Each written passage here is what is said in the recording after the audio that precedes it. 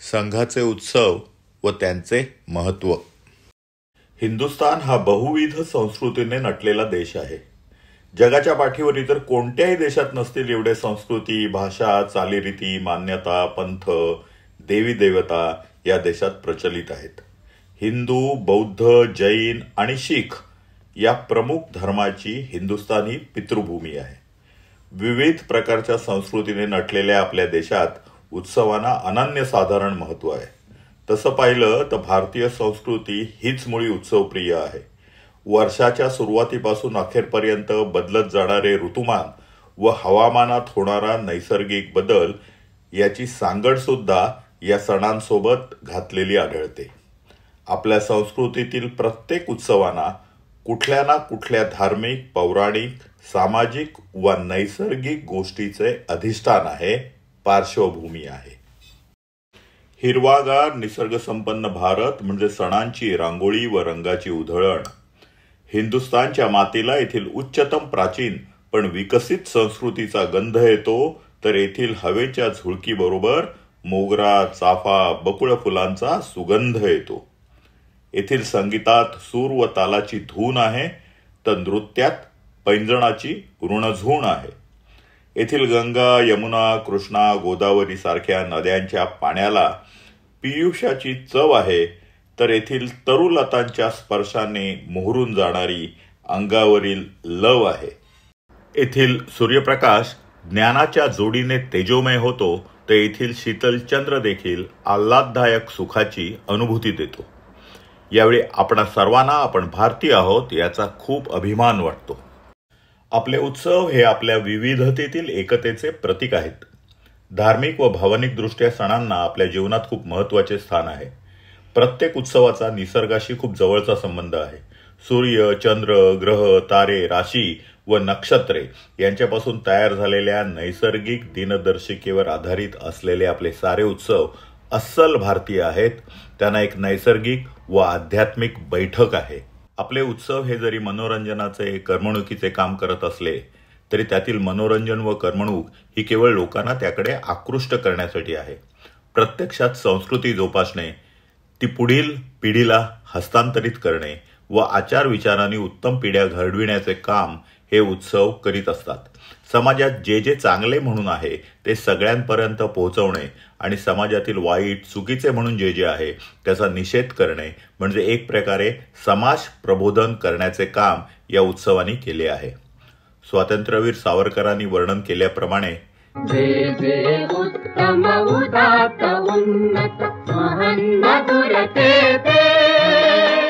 सर्व काही घेऊन समाजाची उभारणी करणे हा उत्सव साजरा करण्यामागचा उद्देश आहे.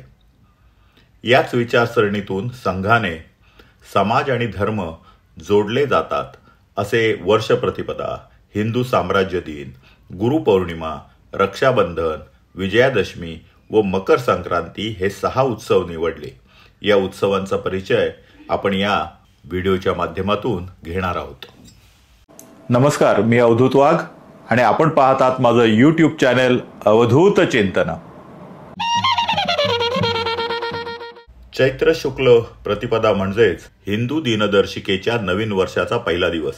या दिवसापासून नवीन हिंदू वर्ष सुरू होते. शिशिर ऋतूत झालेल्या पानगळीनंतर वसंत ऋतूत म्हणजेच चैत्रात झाडांना नवी पालवी फुटते. तिला चैत्र पालवी असेही म्हणतात. चैत्र महिना नव उन्मेषाचा साक्षीदार आहे. म्हणूनच चैत्र महिन्याचा पहिला दिवस कोणत्याही शुभकार्याचा आरंभ करण्यास अतिशय योग्य दिवस आहे. चैत्र शुद्ध प्रतिपदा म्हणजेच गुढीपाडवा. याच दिवशी प्रभू श्रीरामाने रावणावर, नीतीने अनितीवर, पुण्याने पापावर, धर्माने अधर्मावर विजय मिळविला व वनवास संपवून श्रीरामाने अयोध्या नगरीत प्रवेश केला. याबद्दलचा आनंद आपण गुढी उभारून व्यक्त करत असतो. शालिवाहनाने परकीय व आक्रमक क्रूर शकांचा पराभव करण्यासाठी 6000 सैनिकांच्या मातीच्या मूर्ती तयार करून त्यात प्राण भरले. त्या सैनिकांच्या मदतीने त्याने ज्या दिवशी शकांचा निर्णायक पराभव केला तो दिवस म्हणजे गुढीपाडवा. शालिवाहन हा केवळ पराक्रमी पुरुष नव्हता, तर तो सृजनशील नवनिर्मितीचा जनक होता. त्याने ज्यांना स्वतःची ओळख नाही, अस्मितेची जाणीव नाही, ध्येयाची आसक्ती नाही, अशा अनेक सामान्य नागरिकात वीरत्वाचे स्फुल्लिंग चेतवले. त्यांना त्यांच्या स्वाभिमानाची, अस्तित्वाची जाणीव करून दिली, ओळख करून दिली आणि त्यांचे नेतृत्व केले. एका निश्चित ध्येयाप्रती जाण्यासाठी लागणारे मार्गदर्शन केले.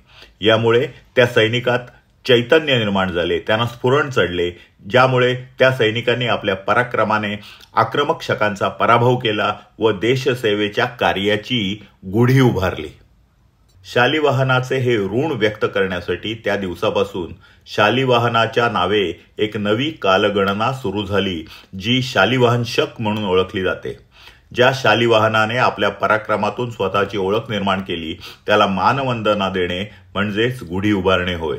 त्यामुळेच गेली जवळजवळ 2000 वर्षे या दिवशी आपण गुढी उभारून शालिवाहनाला अभिवादन करीत असतो. वर्ष प्रतिपदेच्याच दिवशी संघाचे संस्थापक आद्य सरसंघचालक डॉक्टर केशव बळीराम हेडगेवार यांचा जन्म झाला. या उत्सवादरम्यान डॉक्टरांचे स्मरण केले जाते व त्यांच्या स्मरणार्थ आद्य सरसंघचालक प्रणाम केला जातो. ज्येष्ठ शुक्ल त्रयोदशीच्या दिवशी छत्रपती शिवाजी महाराजांचा राज्याभिषेक झाला आणि त्यांनी स्वतःच्या राज्याला हिंदू राज्य व स्वतःला हिंदू राजा म्हणून घोषित केले. स्वराज्याच्या चारही बाजूला सुलतानी संकटे असून देखील आदिलशाही, कुतुबशाही, निजामशाही व मोगलाई सारखे हिंदवी स्वराज्याचे शत्रू स्वराज्याचे लचके तोडायला सज्ज असतानाही छत्रपती शिवाजी महाराजांनी हिंदू साम्राज्याची मुहूर्तमेढ रोवली व असंख्य हिंदूंना त्यांच्या अस्मितेची जाणीव करून दिली. शेकडो वर्षे पराभूत मनोवृत्तीत असलेल्या हिंदूंमध्ये छत्रपती शिवाजी महाराजांनी श्रेष्ठत्वाची भावना जागवली व हा देश मुघलांच्या जोखडाखालून मुक्त केला. ज्या दिवशी शेकडो वर्षाच्या संघर्षानंतर ज्या तेजस्वी, महापराक्रमी, सात्विक, धार्मिक, सच्शील राजाच्या नेतृत्वाखाली या देशात पुन्हा एकदा एक नवे व अस्सल हिंदू राष्ट्र उदयाला आले, त्या छत्रपती शिवाजी महाराजांची केवळ आठवण म्हणून नाही तर त्यांना करोडो तोफांची सलामी देण्यासाठी राष्ट्रीय स्वयंसेवक संघात हिंदू साम्राज्य दिन साजरा होतो. या सणाच्या दिवशी सर्व स्वयंसेवक छत्रपती शिवाजी महाराजांचे स्मरण करून त्यांना नमन करतात आणि राष्ट्र रक्षणाची शपथ घेतात. गुरुपौर्णिमेच्या दिवशी गुरुची पूजा केली जाते. या उत्सवाच्या दिवशी भगव्या ध्वजाची पूजा केली जाते. संघ हा व्यक्तिपूजक नाही, म्हणून संघाने भगव्या ध्वजाला गुरु मानले आहे व संघात भगव्या ध्वजाची पूजा केली जाते. हा सण आषाढ पौर्णिमेच्या दिवशी साजरा केला जातो.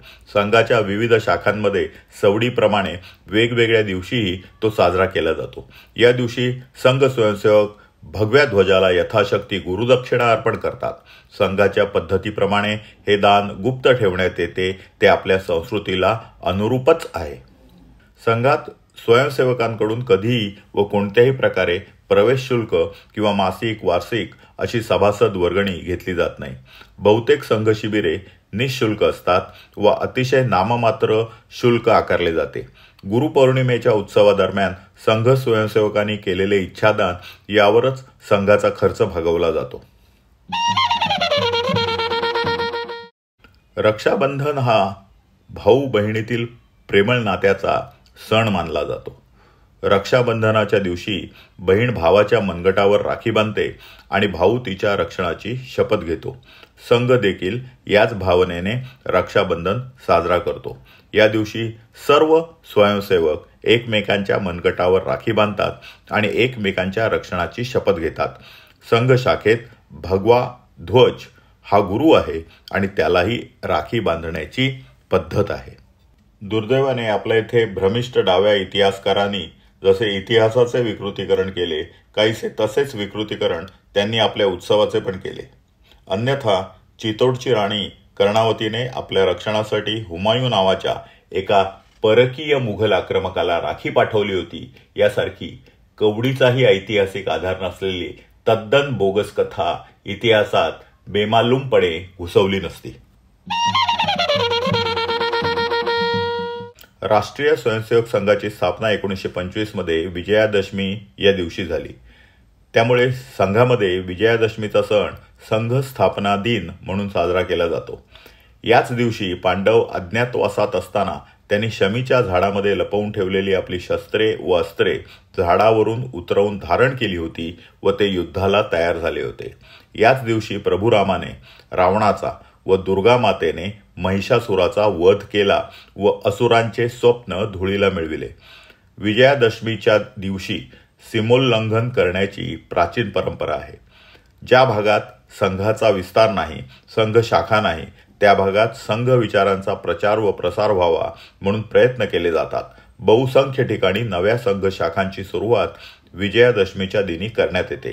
संघाच्या परंपरेनुसार विजयादशमीच्या दिनी नागपूर येथील संघ मुख्यालयात संघ स्वयंसेवकांचा मेळावा आयोजित केला जातो.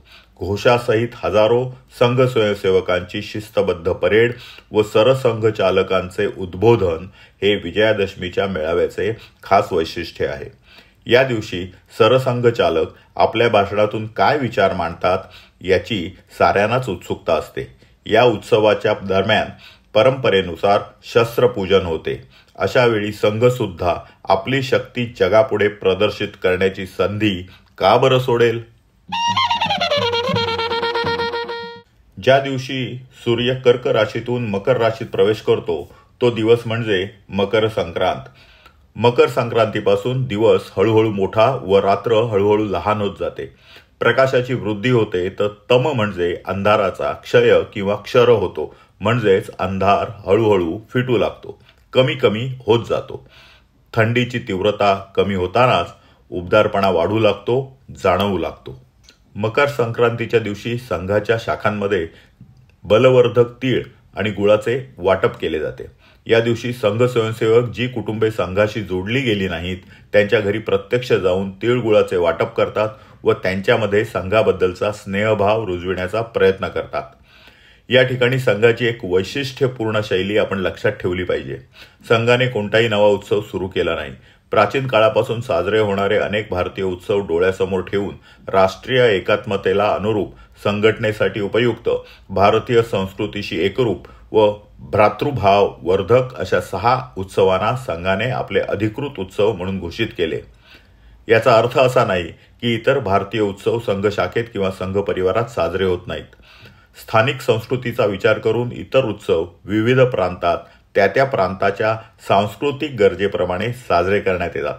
उदाहरणच द्यायचं झालं तर आपल्या येथे 6 संघ उत्सवांव्यतिरिक्त कोजागिरी पौर्णिमेचा उत्सव संध्याकाळच्या शाखेत साजरा केला जातो. यावेळी सर्व स्वयंसेवक आपापल्या घरात तयार केलेली शिदोरी व डबा आणतात व सहभोजनाचा आनंद घेतात. राष्ट्रीय स्वयंसेवक संघ या सणांच्या माध्यमातून समाजाच्या विविध घटकांसोबत घनिष्ठ संबंध प्रस्थापित करण्याचा प्रामाणिक प्रयत्न करतो आणि लोकांना संघाशी जोडून देश आणि समाजाची सेवा करण्याची जाणीव करून देतो.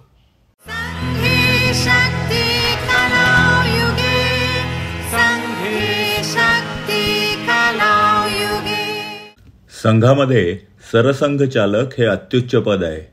संघाचे नेतृत्व करत असताना त्याला दिशा देण्याचे व संघाची वैचारिक बैठक पक्की करण्याची जबाबदारी सरसंघचालकांची असते.